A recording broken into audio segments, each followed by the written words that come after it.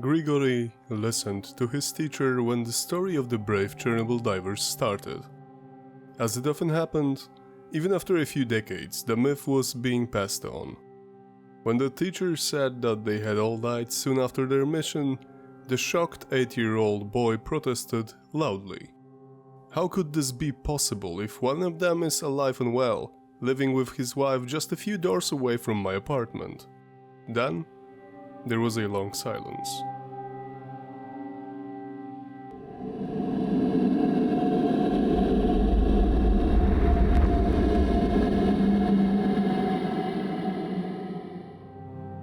Hello guys.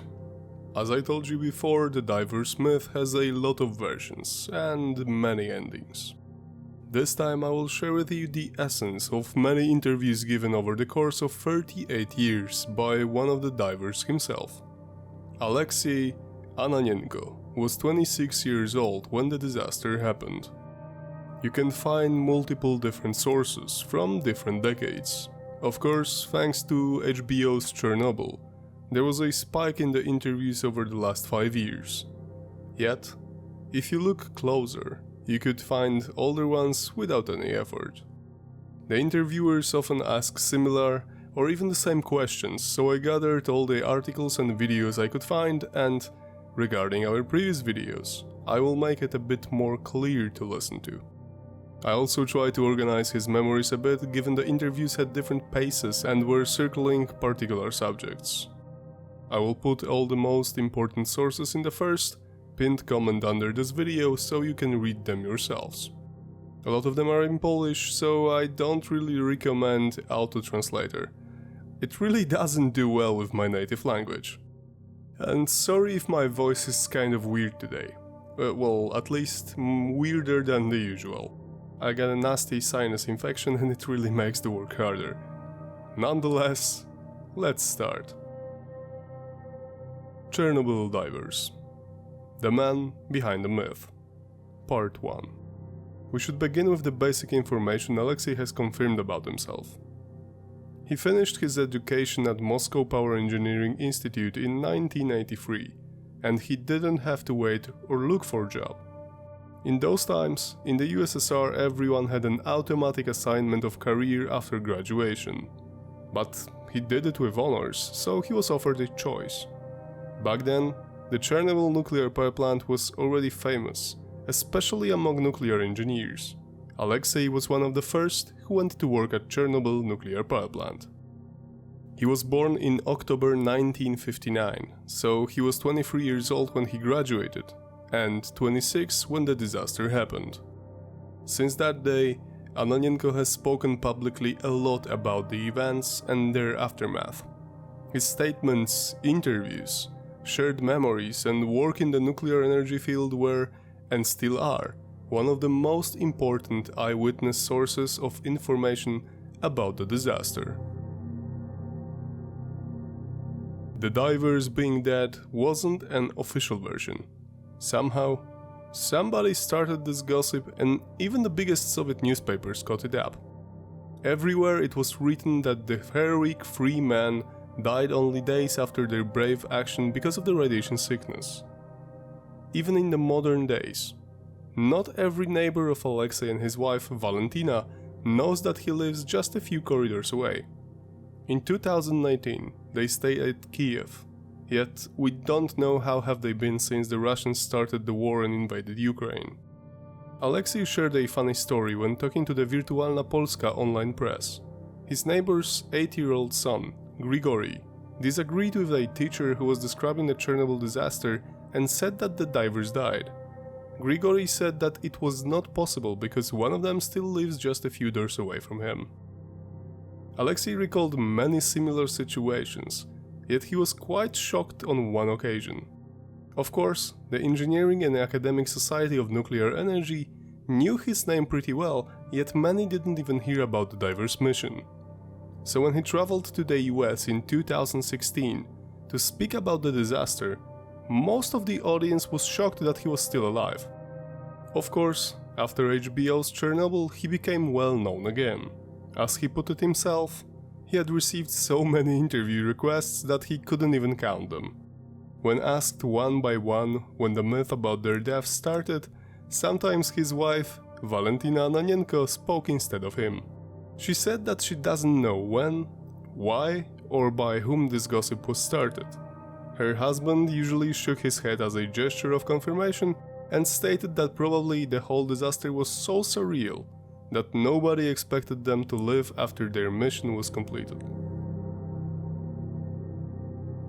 Ananenko remembers the fatal night well. Just hours before, he sent his mother to another city to see the doctor. He lived with her and usually he took care of her, but this day she needed a trained professional medic. We could have suspected that during a calm, quiet night, an explosion would travel around quickly and awake everybody in its reach. Yet, Alexei slept like a baby. Alone in his apartment, he didn't see or hear anything. But that changed in the first hours of April 26, 1986. Ananenko recalled seeing cleaning trucks. For the untrained eye, that could be anything, but he knew well. Something terrible happened at the power plant. In the interview with Ex-Utopia in 2021, Alexei said that he couldn't help himself and felt superstitious. After he saw the destroyed Unit 4 building, he turned away his head like not looking would stop the radiation from reaching him. He understood well that he and everybody else on that bus was getting high doses of radiation. Being in kind of a shock, he even went to the back of the bus like it could shield him more. But it was not that day that he became somewhat famous. It happened a few days later, on May 6th. Yet, before we continue with these particular moments, let's look at the false story of him and two other divers being dead because of the radiation they were exposed to. Bespalov told him and other engineers in his team that the test was supposed to be performed the day before, on April 25th, during the daytime. To this day, Ananenko is constantly saying that the strict manual provided for the test didn't allow any changes, so the night shift should not have tried to complete the test at night. Even though he almost always points out that he's not in any way a specialist in that department, in one of the interviews he said that the current at night is higher throughout the power grid because of the lower consumption. But the test team did it anyway. Yet, Alexei also recalled that his friends, other power plant workers, said that the manuals were taken away hours after the accident happened. By whom? We don't know. And why? I think we all know. Let's just say that the designers of the RBMK reactor didn't confess to any flaws it could have, even as a possibility. It was a million times easier to blame the power plant workers than to accept the fact that throughout the whole Soviet Union, multiple reactors could be driven into the same state as the now infamous Unit 4 in Chernobyl. One of the things I found the most interesting was the comments Ananenko made about the decisions made that feral night in the control room of Unit 4. I think a lot of commentators forget about the system they worked in at the time, the USSR. Alexei wondered that even if Dyatlov would say no to the test, he would be just replaced or removed from the plant. In the Soviet times, one could not just defy the party orders. Despite Dyatlov being a very authoritarian man, in the eyes of Ananenko, he shouldn't have agreed to perform the test. But Alexei made a very good point. Nothing is possible to prove now. Most of the documents were taken to Moscow immediately after the disaster started. We will continue the subject also in the next video. Alexei was interviewed a lot of times in the recent few years, so it would be a shame to skip any of the more important insights he shared. Remember that we've promised to deliver the complete edition of Chernobylite to both PC and consoles in the second quarter of this year. If you haven't played it yet, or you are thinking about a replay, I recommend you should wait until the final version is published. If you have any questions, feel free to ask. For now, that's it for today, guys. Take care, stay safe, and see you next week.